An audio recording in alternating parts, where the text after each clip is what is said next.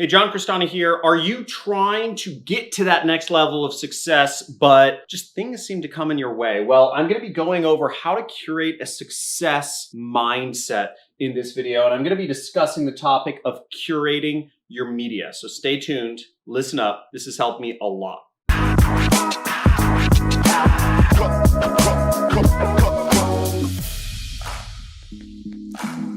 Hey, John Cristani here, and for those of you who don't know, I've been able to create a business that does $7 million. It did $7 million last year with no employees. And the way I've done that is through an insane level of productivity. I've been just, in terms of battling yourself to squeeze every ounce of production and revenue out of yourself is what it takes to really be successful as an entrepreneur and give yourself the best chances of success. So I'm going to be going over a few things here of how to curate your social media. And I'm going to be sharing my experience of how I've been able to do this. And it's not easy. This is some of the hardest work you will ever do in your entire life, folks. But it's very important if you want to become successful. So let's go into the first thing. So the first thing is emails. Now, every single week, what I do is I actually go through and delete emails. I mean, how many times have you just found yourself with tons of emails in your inbox and you find a catchy headline, right? You're like, ooh, there's a discount. Ooh, there's a new kind of marketing trick. Ooh, this looks interesting, or this event sounds appealing. That's an interesting subject line. I'm going to open up the email and start browsing. Wrong. Remember, these are sent to you by marketers like myself. They're meant to get your attention away from whatever you're doing and start reading through them. Whatever it is you're into, the emails are built to get you away from what you're doing so that you are no longer in control of your time. Some marketer is. So unsubscribe, and I realize the irony, by the way, I'm a marketer.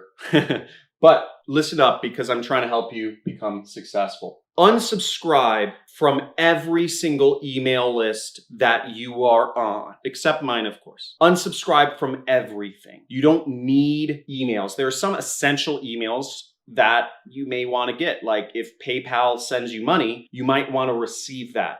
But you want to unsubscribe from all of their marketing communications because they're just trying to sell you business loans or credit cards or something. Unsubscribe. And I found that it's gotten to the point where I literally have to unsubscribe from a bunch of emails every single week. I go through my inbox. I will spend about 30 minutes a week just unsubscribing from everything. I'm relentless. And what this has allowed me to do is I don't have much junk kind of getting in my way, trying to take control of my mind.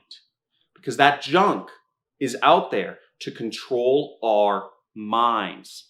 That's the most important real estate that you have. I go through all folders. I go through, except the spam folder, but I go through the promotions tab, the updates tab, the social tab, and I unsubscribe from everything. I advise you to do that. Feel free, if you're down to play along, pause this video right now and just spend the next 15 minutes unsubscribing from emails and then return back. The next important way to kind of curate your media consumption is to get off of social media. Right, I told you this is going to be pretty difficult. Get off social media. Social media is infectious. It's an addiction. It trains our mind to look for these notifications, these bells, these dings, these emails, these text messages when somebody responds to, a post or puts up a new post or whatnot. Social media is an addiction. You don't need it in your life. You'll find that a lot of the people, once you get off social media, do you interact with them if you're not on the same social media? Are you still interested in what they have to say? I got off social media in a series of waves, right? The first thing was I started deleting some of these apps from my phone so that I could only use the social media on my computer or when I was logged into it through a web browser on my phone. I found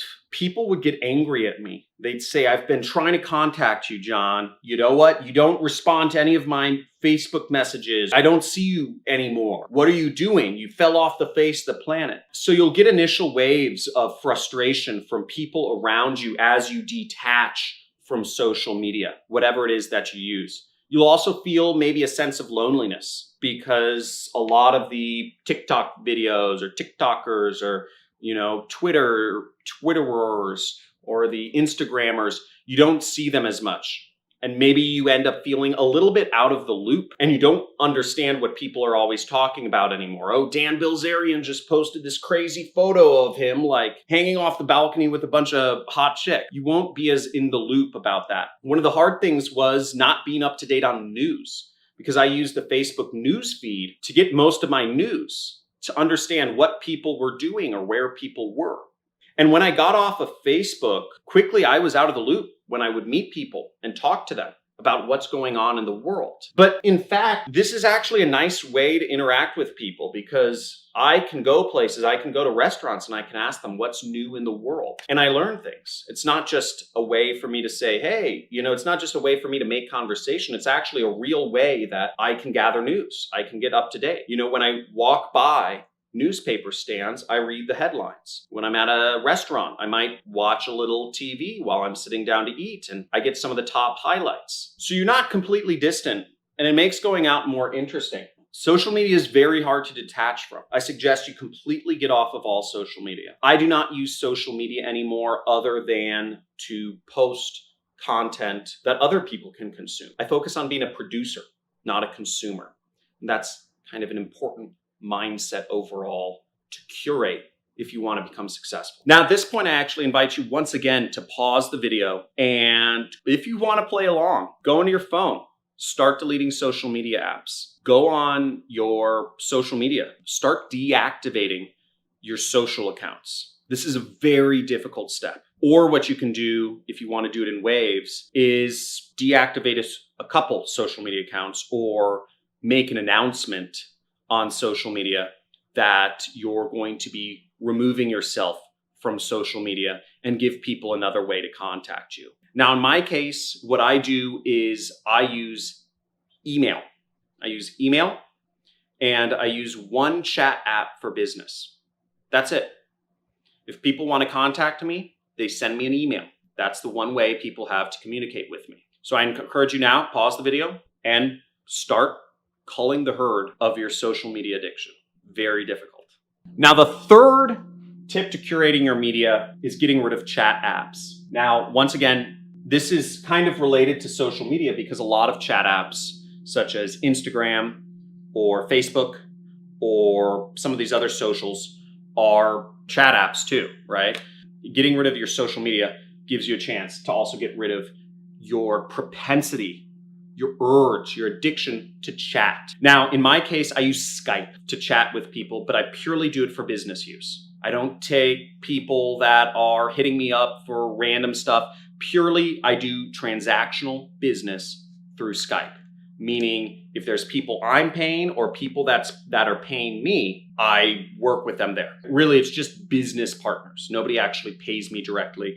I only have 2 products I sell. So if people want to pay me money, they buy one of those products. So chat apps, I'd cull them down. If you use multiple ways to chat with people, get rid of the other chat apps that aren't as meaningful. Get down to one. And once you get down to one, I like Skype and many other marketers. If you're getting into affiliate marketing, which is where I make my money, I would encourage you to use Skype as well, because that's just where the industry is. Different industries have different chat apps that they use. Voxer is another popular one for marketers, and there are many others. But I suggest wean it down to one. That'll keep your focus on one thing. The other thing I like about Skype is there isn't some sort of like social media feed associated with it. It's purely a chat app. Because Skype is only a chat app, I'm not seduced into getting on the social media feeds or what have you.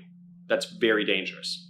Now, the fourth tip to curating your media is one of the hardest, and it's your phone. Your phone is the most insane, addictive, time-sucking invention of all time. It's there to take your mind into it and to have you keep coming back to it wherever it is at all times of day. Your phone can be the biggest, hardest thing to get rid of. And I'm talking about smartphones. Maybe you only have a phone, right? Maybe you don't have a computer, but your phone is going to keep sucking you into it until it gets all of your time. There are 7 billion data points for Google and Facebook and Instagram and Twitter and TikTok to draw from to figure out human psychology. They know you better than you know yourself. They know your habits. They know how to get you. They know how to trick you to come back. They know what sort of alerts to feed you to get you coming back to them. You can allow them to do that and be part of the mindless herd of sheep, or you can actually take action and cut yourself off from this abusive relationship. What I recently moved back to, which was really hard for me, was this. It's a flip phone. Okay. I love it. You can drop it. The battery lasts forever, or almost forever. But what I found myself doing was even getting rid of many of my social media. I still found myself going back on social media just to read people's comments or to, I'd log on to one of my social accounts through the web browser and I check things. I'd go on my ClickBank or Digistore, my other affiliate accounts, and check stats of how much money I made.